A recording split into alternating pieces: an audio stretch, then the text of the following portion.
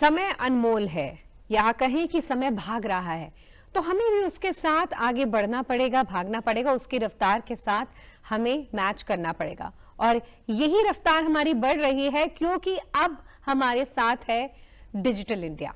तो क्यों ना इस डिजिटल इंडिया की हर सोच को पढ़ें और ये भी समझें कि कितना बड़ा योगदान है डिजिटलाइजेशन का, स्पेशली जब बात हो भ्रष्टाचार की रोकथाम की।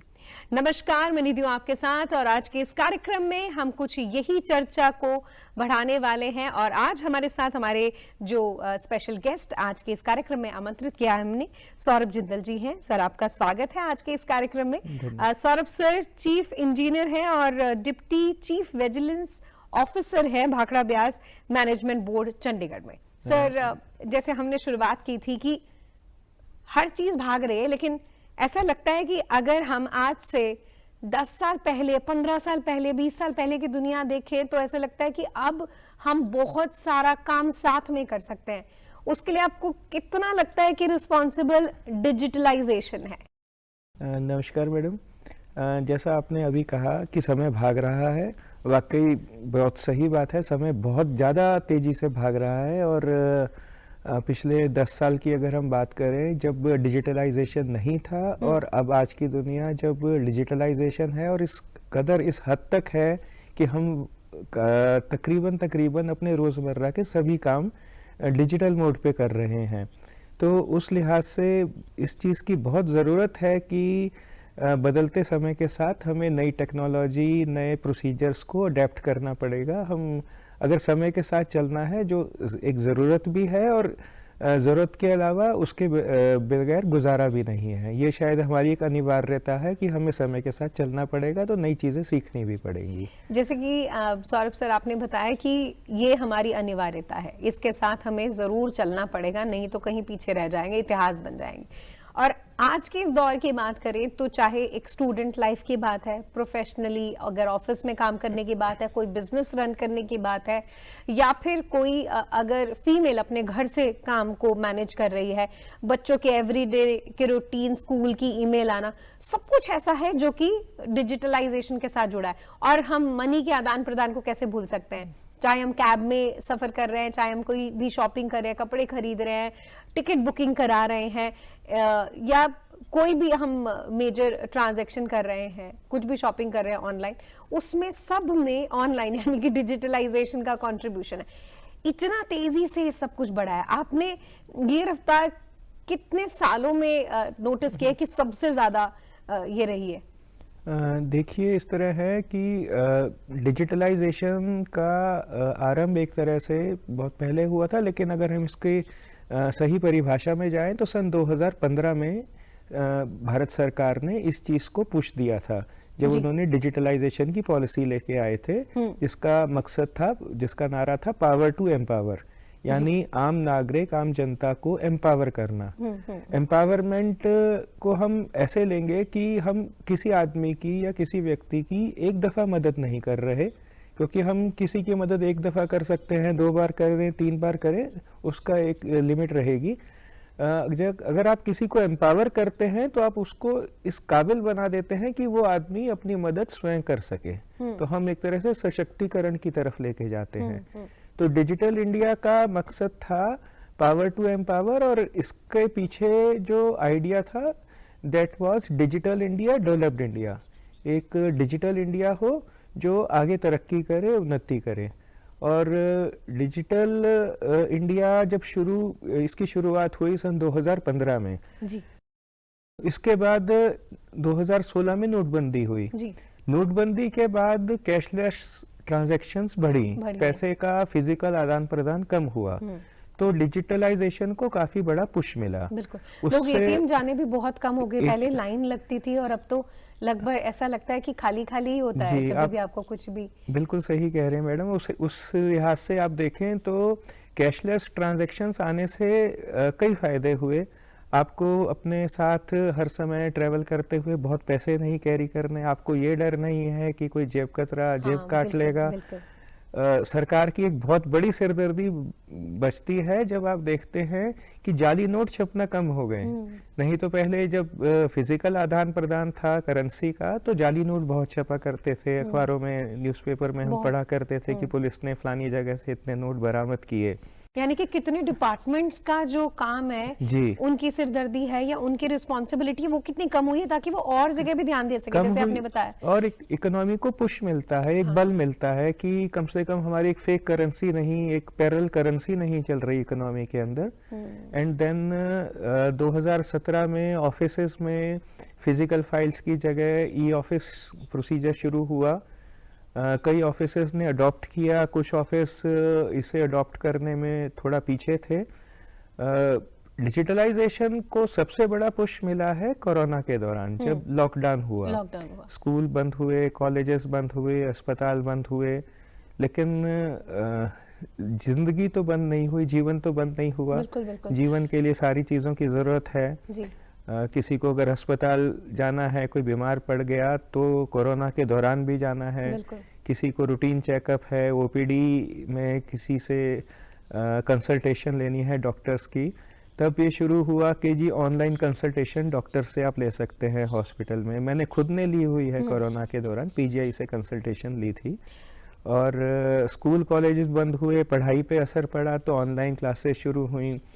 लोगों का, ऑफिस कर्मियों का, चाहे वो सरकारी सेक्टर है चाहे वो प्राइवेट सेक्टर है, उसमें वर्क फ्रॉम होम शुरू हुआ, जो कई जगह हाइब्रिड मोड में आज भी लागू है। तो काफी बहुत बहुत बड़ा इम्पैक्ट है। अब तो हम अपनी जिंदगी को उसके बिना ऐसे लगता है कि कभी इमेजिन ही नहीं कर सकते, कल्पना ही नहीं कर सकते। सौरभ सर, जो अगर हम सरकारी विभागों की बात करें और कुछ चीज़ें ऐसी होती हैं जो कि शायद हमारे समक्ष नहीं होती, तो वहाँ पर उस सिलसिले में बहुत लेवल पर देखा था कि करप्शन भी चल रहा था। कितना बड़ा रोल डिजिटलाइजेशन ने दिया है, क्योंकि हमने शुरुआत में ही बात की थी कि भ्रष्टाचार को बहुत बड़े तरीके से उसके ऊपर शिकंजा कसा गया है इससे, तो वो आपने कैसे बदलाव देखा है? जैसा कि आपने बात की सरकारी कार्यालयों में, सरकारी अदारों में, बेसिकली सरकार का पर्पस क्या होता है? कोई भी सरकार का पर्पस होता है गवर्नेंस देना, लोगों को एक शासन देना जिसमें पब्लिक डिलीवरी हो सर्विसेज की, लोगों को सुविधा हो, एक अनुशासन मिले लोगों को। तो इस एंगल से अगर आप देखेंगे तो बहुत सारी सर्विसेज जो आम पब्लिक को सीधे अफेक्ट करती हैं, सीधे उनके ज़िंदगी को प्रभावित करती हैं, उसमें डिजिटलाइजेशन से बहुत इम्पैक्ट आया है। राशन कार्ड पे राशन लेने की प्रक्रिया थी, उसमें बहुत धांधली होती थी। राशन के डिपो वाले पहले लोगों की अज्ञानता का या लोगों को लैक ऑफ नॉलेज कह लीजिए, क्योंकि वो खुद बताते नहीं थे कि क्या कुछ है। उससे सरकार की बहुत सारी योजनाएं अकाउंट में ट्रांसफर होती डायरेक्टली होती हैं। डायरेक्ट डीबीटी जो स्कीम है, डायरेक्ट बेनिफिट ट्रांसफर, उज्ज्वला योजना में आपको गैस की सब्सिडी खास तौर से बीपीएल परिवारों को और महिलाओं को सीधे उनके खातों में जाती है। ऐसे किसानों को जाती है। पीछे हमने देखा उत्तर भारत में देश के कई हिस्सों में बाढ़ की स्थिति रही, तो जो लोगों को मुआवजा मिला वो सीधे उनके खातों में ट्रांसफ़र हुआ। तो इसमें एक तरह से बिचौलियों की भूमिका हट जाती है। बिचौलियों की भूमिका हटने से दो फायदे हैं। पहला तो ये कि बीच में कोई अपना हिस्सा नहीं रख सकता, कट नहीं लगा सकता, बेईमानी नहीं कर सकता। सेकेंडली, आप जितने कम इंटरमीडियरी रखेंगे उतनी जल्दी वो उस बेनिफिट डायरेक्टली एंड यूज़र तक पहुंचता है। इसमें मैं एक पुरानी बात कहना चाहूँगा। आचार्य चाणक्य हुए थे अर्थशास्त्र के रचयिता। उन्होंने दुनिया को बहुत बड़ी देन है। जी, भारतवर्ष की बहुत बड़ी देन है इस दुनिया को अर्थशास्त्र, और चाणक्य उसके रचयिता थे। अंग्रेजी में बोलूँगा, चाणक्य ने एक बार कहीं लिखा है, मैंने पढ़ा था कि public money is like honey, it sticks to every hand through which it passes. अर्थात कि जो सरकारी धन है, राजकोषीय का धन है, वो शहद की तरह होता है, वो हर हाथ पे थोड़ा थोड़ा चिपकता जाता है। तो अगर आप डीबीटी रखते हैं, डायरेक्ट बेनिफिट ट्रांसफर रखते हैं, तो वो आपके बिचौलिए हट जाते हैं जिनके हाथ पे वो शहद चिपक सकता था। बहुत खूबसूरत एग्जाम्पल के साथ बहुत अच्छे से हमारे दर्शकों को ये बात आपने समझाई है कि किस तरीके से जो डायरेक्ट बेनिफिट है लोगों तक पहुंचा है डिजिटलाइजेशन की वजह से। सौरभ सर, एक ये भी बहुत बड़ा एस्पेक्ट रहा है, जैसे आपने अपनी इन सारी बातों में जिसको उजागर किया, कि वक्त बहुत हमारा बचा है। क्योंकि पहले ऐसा होता था कि कोई प्रोसेस होता था, कोई फाइल लगती थी, उसके बाद उसको रीचेक करने के लिए या फिर अपनी गुहार लगाने के लिए किसी इंसान को कितने चक्कर लगाने पड़ते थे। अब वो वक्त काफी हद तक, जैसे ईमेल करके या फिर सोशली डिजिटली भी आप अपनी बात कह सकते हैं या उसका डेटा चेक कर सकते हैं कि कोई बात कहाँ तक पहुंची। कितना आप मानते हैं कि समय जो सबसे अनमोल है, जो कि डिजिटलाइजेशन ने बचा लिया है? देखिए, डिजिटल प्रोसेस से डेफिनेटली समय बचता है। आपको पहले सरकारी दफ्तरों में एक चिट्ठी जाती थी, दूसरे दफ्तर तक पहुंचने में हम मानते थे मिनिमम कम से कम 3 दिन लगेंगे जी। और 3 के वो 4 दिन 5 दिन भी हो जाया करते थे। कभी कभी नहीं भी पहुंचती थी, कभी सामने वाले को बहाना भी मिलता था कि जी हमें तो प्राप्त ही नहीं हुई। अब एक ईमेल सीधे पहुंच जाती है, आप यहाँ से क्लिक करें और सेंट आइटम में आप चेक करिए, तुरंत अगले के खाते में होती है। ईमेल वगैरह आप देखिए, कई चीज़ें इनके आने से बंद हो गई। पहले एक फैक्स मशीन हुआ करती थी ऑफिस में, जी सर। और उसके लिए स्पेशली आपको एक आदमी बैठाना पड़ता है, फैक्स ऑपरेटर होता था, जो शाम को 5 बजे छुट्टी कर जाता था। तो फिर कहते थे जी शाम को 6 बजे ये फैक्स आई जी, हमें तो पता नहीं चला, ये तो अगले दिन आएंगे तब देखेंगे। अब ईमेल है, आप अपने फ़ोन पे एक्सेस करिए, अपने घर पे लैपटॉप पे एक्सेस कर लीजिए।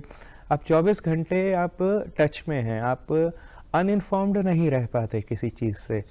और आज के युग में बहुत ज़रूरी है, जब हम इतनी सारे काम एक समय में करना चाहते हैं, जैसा आपने कहा कि समय बचा, जो समय बचा उसका सदुपयोग हो, वो तभी हो पाएगा जब आप जो समय आपने बचाया उसको किसी ऐसे काम में लगा पाएं कि अगर आपको एक ईमेल आज प्राप्त हुई है तो तुरंत उस पर एक्शन हो सके, आप तुरंत आगे किसी की ड्यूटी लगा सकें, जिसको कोई काम डेलीगेट करना है, कुछ इन्फॉर्मेशन पहुंचानी है पहुंचा सकें। अगर आपको ऊपर उच्च कार्यालय में कुछ इन्फॉर्मेशन सबमिट करने को कहा गया है ताकि वो आगे कहीं उन्हें मंत्रालय में या किसी और दफ्तर में देना है तो वो दे सकें, तो डेफिनेटली डिजिटलाइजेशन से बहुत समय बचा। पैसे की ट्रांजैक्शन सीधे अगर आप देखें, पहले बिजली के बिल, पानी के बिल आप लाइन में खड़े होकर जमा करते थे, जिसमें हफ्ते में एक दिन छुट्टी भी आती थी कि संडे का दिन है जी, आज तो जमा नहीं होगा, इसलिए मंडे को लास्ट डेट है, आपको जमा फिर करना अपने ऑफिस भी जाना है, वहाँ की भी भाग दौड़ अलग है, वहाँ से छुट्टी लेनी पड़ेगी आपको। बहुत एक दिमाग पे बोझ रहता था, हाँ जी अगर आज लास्ट डेट है और इधर दफ्तर में भी काम है और अगर बिल नहीं जमा किया तो फाइन लग जाएगा। संडे के दिन भी आप घर बैठे ऑनलाइन बिजली का, पानी का बिल जमा कर सकते हैं। मैंने देखा टोल पे भी आप अपना अगर आपको रिन्यू करवाना है या कुछ भी है तो वो भी बहुत आसानी से हो रहा है। ये कुछ चीजें मुझे कुछ दिन पहले नहीं पता थी, अभी 1-2 महीने से पहले पता चली कि उस टोल को हर रोज क्रॉस करना है, तो वो भी भुगतान हम RFID कार्ड लग जाते हैं आपकी गाड़ी पे।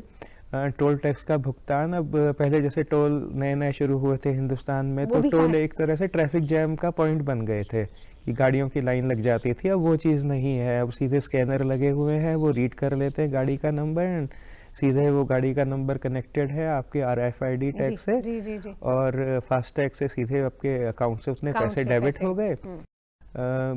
आपने अपने बच्चे की कोई स्कूल की, कॉलेज की फीस जमा करनी है, आप छुट्टी वाले दिन कर सकते हैं, आप 5 के बाद कर सकते हैं जी। हाँ। तो ऐसे इन चीज़ों से बहुत समय बचता है, जो डिजिटलाइजेशन का जो प्रोसेस है जी। सौरभ सर, हमने अपने कुछ युवा लिसनर्स से, व्यूअर्स से हमने बातचीत की, हमने स्टूडियो से बाहर निकल के उनसे पूछा कि वो क्या सोचते हैं, डिजिटलाइजेशन का कितना बड़ा योगदान है, कितना कुछ बदला है। आइए वो क्या कहना चाहते हैं जानते हैं।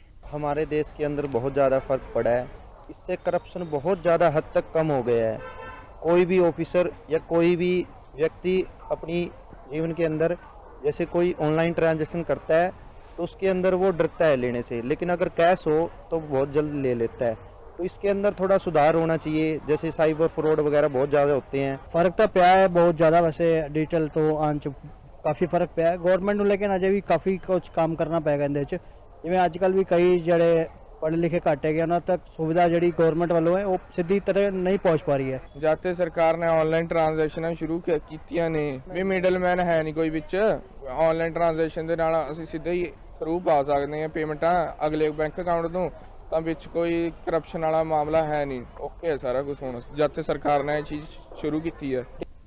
अच्छा लगता है कि युवा जागरूक भी है और इसका सबसे ज्यादा मुझे लगता है इस्तेमाल युवा भी कर रहा है और अपने घर के बाकी लोगों की को भी सिखा चुके हैं। लेकिन एक मुद्दा बड़ा एक जरूरी मेंशन किया गया साइबर फ्रॉड को लेकर, और अभी काफी टाइम से तो हमने साइबर अरेस्ट के भी बहुत सारे मामले देखे कि जिसमें घर के बड़े या बुजुर्ग या बच्चों को शिकंजा कसा जाता है। हम चाहते हैं कि दूरदर्शन एक ऐसा माध्यम है कि जिसके जरिए आप हमारे दर्शकों को यहाँ भी चौकन्ना कर सकते हैं।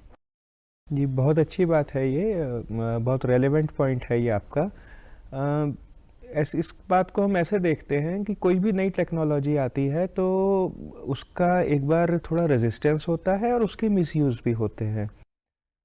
उदाहरण के तौर पे जब भारतवर्ष में पहली बार कंप्यूटर आए तो लोगों को बहुत ये डर था कि जी कंप्यूटर आ गए तो इससे नौकरियां कम हो जाएंगी, कि जो काम एक आदमी कर रहा है उसकी जगह अगर कंप्यूटर करेगा तो आदमी तो बेरोजगार होते जाएंगे। लेकिन आज हम देख रहे हैं कि कंप्यूटर आने से नौकरियां जानी तो क्या थी, उल्टा बढ़ गई हैं। ज़्यादा वर्कफोर्स की ज़रूरत है। हाँ, डेफिनेटली एक स्किल्ड वर्कफोर्स की ज़रूरत है, तो आपको वो स्किल सेट एक्वायर करना पड़ेगा, प्राप्त करना पड़ेगा। साइबर फ्रॉड, साइबर क्राइम की जहाँ तक बात है, नई टेक्नोलॉजी है, जैसा मैंने कहा कि अडेप्ट करना पड़ता है, नई चीज़ सीखनी पड़ती है। आज का युग हम बेसिकली उस युग में हैं जो ट्रांजिशन है, एक नॉन डिजिटल युग से हम डिजिटल युग की तरफ जा रहे हैं।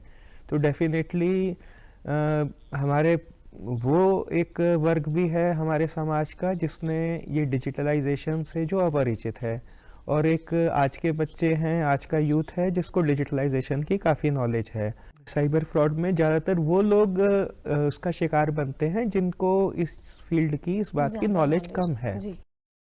तो अगर इस चीज़ की नॉलेज लोगों को होती जाएगी, जैसा आपने कहा आज का यूथ अपने घर के बाकी सदस्यों को भी इसके बारे में बता रहा है, धीरे धीरे एक अवेयरनेस बढ़ रही है। सरकार ने भी बहुत एफर्ट किए हैं जन जन तक पहुंचाने के। रिजर्व बैंक के मैसेज आते रहते हैं आपके फ़ोन पे, टीवी पे, रेडियो पे, सजग सावधान रहने के। जी, आदरणीय प्रधानमंत्री जी ने भी अपने संबोधन में कई बार कहा है कि कोई भी सरकारी एजेंसी कभी डिजिटल अरेस्ट या डिजिटली जांच नहीं करती है, तो ऐसे संदेशों से बचना चाहिए।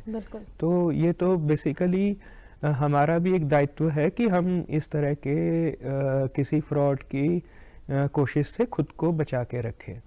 बहुत ज़रूरी बात है कि डिप्टी चीफ विजिलेंस ऑफिसर हमारे साथ है, तो वो खुद दूरदर्शन के माध्यम से बात स्वीकार कर रहे हैं कि कितना ज़रूरी है कि हम ये बात समझें। हमारे प्रधानमंत्री जी ने भी इस बात को बहुत बार मेंशन किया है। किसी भी तरीके का ऐसा अरेस्ट होता ही नहीं, डिजिटल अरेस्ट होगा ही नहीं, तो प्लीज़ इस चीज़ों को हम ज़रूर समझें। हमारे साथ कुछ और युवा साथी भी जुड़े हैं जो कि अपना अनुभव, अपनी बातें शेयर करना चाहते हैं डिजिटल योगदान को लेकर। डिजिटलाइजेशन से करप्शन बहुत कम हो गया। जैसे मिडिलमैन का पहले रोल था वो बहुत खत्म हो चुका है। अभी डायरेक्ट पैसा एक अकाउंट से दूसरे अकाउंट में जाता है।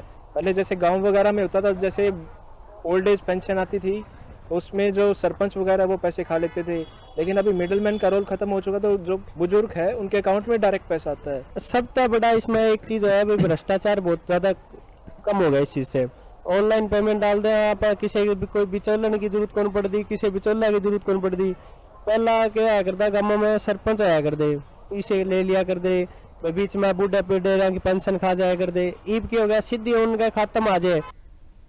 बहुत बड़ा सुकून है, क्योंकि ऐसा लगता है कि एक खुशी भी होती है। जैसे ऐसा लगता है ना कि हमें ट्रांजैक्शन आ गई या अमाउंट आ गई या सैलरी आ गई या हमने किसी को पेमेंट कर दी, तो ऐसा लगता है कि एक बहुत बड़ा सिरदर्दी किसी भी चीज को लेकर वो हमारी कम हुई है, सुकून आया। और जब मैं ये जिक्र कर रही हूँ तब आपके भी चेहरे पे मुस्कुराहट है, तो ये ये एक बहुत बहुत बड़ा हमारे देश में सबसे अच्छी बात है कि लोगों ने उसको अडॉप्ट भी किया है। मैं पढ़ रही थी कि अक्टूबर महीने में हमने सबसे ज़्यादा डिजिटल ट्रांजैक्शन किए हैं, अगर पैसे के आदान प्रदान की बात करें तो ग्लोबली और इंडिया के तौर पे आप कैसे देखते हैं हमारे देश ये जो इतना अच्छे से हमने इसको एक्सेप्ट किया है? इस बात को ऐसे देखिए आप कि हिंदुस्तान की आबादी करीबन 150 करोड़ है। कई लोग अशिक्षित हैं, कुछ एरिया आज भी हैं जहां उतनी डेवलपमेंट नहीं है, स्कूल्स कॉलेजेस नहीं हैं अच्छे, लोगों का एजुकेशन लेवल कम भी है। उसके बावजूद डिजिटलाइजेशन का इतना पेनिट्रेशन, इतनी पैठ हो चुकी है कि आप जैसा आप खुद कह रहे हैं कि अक्टूबर माह में हमारा हाईएस्ट डिजिटल ट्रांजैक्शन रहा है जी। और तमाम सारी दिक्कतें होने के बावजूद जो भी हमारे देश में है, उसके बावजूद आप देखिए हमारी जीडीपी की ग्रोथ रेट 6% है और जो कंसिस्टेंटली पिछले कई सालों से चलती आ रही है। तो डेफिनेटली हमारी इकोनॉमी एक स्टेबल फुटिंग पे है और एक रफ्तार से चल रही है। उसमें डिजिटल इंडिया का बहुत योगदान है। इसीलिए शायद हमारा जीएसटी रेवेन्यू भी डे बाय डे एनहांस हो रहा है, जीडीपी हमारा इंटैक्ट है। बहुत बहुत पॉजिटिव हमने चेंजेस देखे हैं इसके। आपकी इकोनॉमी रोबस्ट रहेगी तभी रह पाएगी, स्वस्थ तभी रह पाएगी अगर इकोनॉमी में से लीकेजेस ना हो। जैसे आपने कहा कि एक सुकून है, मैं एक अपना पर्सनल एग्जांपल इसमें कोट करता हूँ। आप इनकम टैक्स रिटर्न भरते हैं, मैंने भरा, डिजिटल भरा, और आप ये देखिए मैंने सुबह भरा था, दोपहर तक मेरा रिफंड भी आ गया। मेरी इनकम टैक्स की रिटर्न चेक हो गई और रिफंड भी आ गया मेरे खाते में। तो एक अच्छा लगता है। नहीं तो पहले था कि जी रिटर्न दाखिल करनी है, पहले ऑफिस जाओ, फिर एक डर लगा रहता था कि कहीं ठीक भरी है नहीं भरी है, स्क्रूटनी होगी, गलत तो नहीं हो जाएगा, अनजाने में कोई गलती हुई और उसका खमियाजा भुगतना पड़ जाए। अब हमारी सर्विसेज फेसलेस हैं, हमें नहीं पता कि हमारी इनकम टैक्स रिटर्न कौन देख रहा है, किसके पास जा रही है। इससे क्या होता है कि एक जैसा अभी बात कर रहे थे इंटरमीडियरी या मिडलमैन, उसकी संभावना कम हो जाती है। तो जब आपके पास मिडलमैन नहीं है तो अगर आप चाहें भी कुछ गड़बड़ करना तो आप नहीं कर सकते। अगर आप चाहें कि जी मैं इनकम टैक्स में कुछ गड़बड़ कर लूं और किसी को रिश्वत दे दूं, तो ये पॉसिबल ही नहीं है, क्योंकि आपको पता ही नहीं सामने आदमी कौन है। It is a faceless service. बिल्कुल बिल्कुल। तो इंडिया का जो जीडीपी ग्रोथ रेट है, एक रोबस्ट इकोनॉमी तभी रह पाएगी अगर इकोनॉमी से लीकेजेस कम हो। इनकम टैक्स का एक एग्जांपल दिया, ऐसे ही जीएसटी का है, क्योंकि मैं एक सरकारी डिपार्टमेंट से आता हूँ। जी। कॉन्ट्रैक्टर वर्क्स भी होते हैं, डिपार्टमेंटल वर्क्स भी होते हैं। कॉन्ट्रैक्टर वर्क्स पे टैक्स भी कटता है, जीएसटी कटता है। तो डिपार्टमेंट नॉर्मली क्या करता है, फ़र्ज़ करिए अगर किसी सर्विस का रेट 18% है, वैसे तो अब इस साल सरकार ने जीएसटी के रेट्स बहुत कम कर दिए हैं, 18 और की जगह 5 ले आए हैं, 5%, या किसी में 0 भी है। लेकिन मैं उदाहरण के तौर पे ले रहा हूँ, अगर एक 18% का है तो डिपार्टमेंट उस कॉन्ट्रैक्टर वर्क पे 2% का जीएसटी काटता है और बचा हुआ 16% कॉन्ट्रैक्टर को जमा कराना है। इससे क्या होता है, जब डिपार्टमेंट अपनी रिटर्न भरता है तो जीएसटी कमिश्नरेट को पता लग जाता है कि इसका 16% टैक्स अभी आना है। तो इससे कम से कम ये है कि वो रेवेन्यू की लीकेज नहीं होगी, वो कॉन्ट्रैक्टर छुपा नहीं पाएगा कि मैंने 16% बचा लिया, क्योंकि वो गवर्नमेंट के खाते में जीएसटी कमिश्नरेट में कहीं ना कहीं ये दर्ज है कि इसमें 2% ही आया और बचा हुआ 16% अभी ड्यू है। तो बहुत कुछ है कि पारदर्शी है ये, और जो भी मनी का आदान प्रदान कर रहा है वो भी ये समझ पा रहा है, जान पा रहा है कि किसी भी तरीके से चोरी नहीं की जा सकती। आपने एक आखिरी सवाल मेरा है, क्योंकि भाखड़ा ब्यास मैनेजमेंट बोर्ड चंडीगढ़ से आप जुड़े हुए हैं, चीफ इंजीनियर हैं, तो आपने वहाँ पर कितना देखा है कि किस तरीके से डिजिटल ये जो योगदान हुआ है उसकी वजह से कितनी पारदर्शिता आई है, स्पेशली अगर, क्योंकि विजिलेंस आप देखते हैं। भाखड़ा ब्यास प्रबंध बोर्ड, जिस ऑर्गेनाइजेशन को मैं यहाँ रिप्रेजेंट कर रहा हूँ, जिसका प्रतिनिधि बन के आया हूँ, सर्वप्रथम तो मैं 1 मिनट लूँगा पहले आपको उसके बारे में बताने के लिए। उत्तर भारत में food revolution, green revolution, food grain production में भाखड़ा ब्यास परियोजनाओं का बहुत बड़ा योगदान है। आम जनता तक, लोगों तक ये बात पहुंचनी चाहिए। भाखड़ा बांध परियोजना के बारे में सभी जानते हैं, बचपन से हम पढ़ते रहे हैं इसके बारे में। इसके अलावा भी भाखड़ा ब्यास प्रबंध बोर्ड की और परियोजनाएं हैं। एक ब्यास नदी पे बना हुआ ब्यास बांध है, जिससे इंदिरा गांधी नहर निकलती है, जो राजस्थान की एक लाइफलाइन कही जाती है। राजस्थान के मरुस्थल भूमि में जो आज ग्रीन रेवोल्यूशन है, वहाँ खेती हो पा रही है, जो संभव हुआ है, ये इसमें भाखड़ा ब्यास प्रबंध बोर्ड का बहुत बड़ा योगदान है। हिमाचल प्रदेश के मंडी ज़िले में स्थित हमारी एक ब्यास सतलुज लिंक परियोजना है। उत्तर भारत की बहुत बड़ी टनलिंग प्रोजेक्ट है, जिसका वाटर कंडक्टर सिस्टम 40 किलोमीटर लंबा है, जो संभवतः पूरे भारत में सबसे बड़ा होगा। बिल्कुल। और 4 राज्यों की एक बॉडी भाखड़ा ब्यास प्रबंध बोर्ड, ये एक बहुत अच्छा उदाहरण है inter state harmony, inter state cooperation का। पंजाब, हरियाणा, राजस्थान और हिमाचल प्रदेश। इसके महत्व के विषय में तो आपने बखूबी हमें और हमारे दर्शकों को जोड़ा है। उसके साथ साथ जैसे आपने बताया कि कितना बदलाव डिजिटल दुनिया का जो आया है, और स्पेशली जब हम कहते हैं भ्रष्टाचार को कम करने में, सो ये सारी चीजें आपने यहाँ पर भी देखी हैं आपने जब हम बात करते हैं डिपार्टमेंट में। भाखड़ा ब्यास प्रबंध बोर्ड में सभी डिजिटल प्रणालियाँ लागू है जी। ई ऑफिस हमारे यहाँ बहुत पहले आ गया था। उसकी वजह से एक लाल फीताशाही या रेड टेपिज्म अब हमारे ऑफिस में नहीं है। अब कोई भी फाइल है, चाहे वो किसी भी किस्म की है, चाहे वो परचेज से रिलेटेड है, किसी की पोस्टिंग ट्रांसफ़र है, किसी की ट्रेनिंग एंड डेवलपमेंट की फाइल है, किसी की जीपीएफ की फाइल है जो एम्प्लॉय रिलेटेड मुद्दे हैं, किसी का मेडिकल बिल है, हर चीज ई ऑफिस पे चलती है। यानी कि यहाँ पर भी हमें पूर्णतः पारदर्शिता दिखाई दे रही है, और यही हमारा मकसद था आज के इस कार्यक्रम का, ताकि हम अपने जितने भी दर्शक हैं उनको बता पाएं कि डिजिटलाइजेशन से कितना बड़ा सपोर्ट मिला है कि भ्रष्टाचार को कम किया जा सके। और आज के इस कार्यक्रम में हमारे साथ सौरभ जिंदल जी जुड़े, आपका तहे दिल से हम धन्यवाद कहना चाहते हैं। और अपने दर्शकों को कहना चाहूंगी कि हमारे सभी प्लेटफॉर्म पर, हमारी चैनल्स पर आप इस कार्यक्रम को देख सकते हैं, चाहे डीडी हरियाणा की बात करें, डीडी पंजाबी, और हमारे YouTube चैनल पर भी आप हर जगह इस कार्यक्रम को देख सकते हैं। और अगर आप अपना किसी भी तरीके का फीडबैक देना चाहते हैं तो भी HOP चंडीगढ़ पर जाकर आप अपना फीडबैक दे सकते हैं। और याद रखिए, हमारे वेव्स OTT को भी आप डाउनलोड कीजिए और वहां पर भी हमारे सब कार्यक्रमों के साथ जरूर जुड़िए। मैं निधि आज के इस कार्यक्रम में अपना साथ देने के लिए तहे दिल से अपने दर्शकों का धन्यवाद कहती हूँ।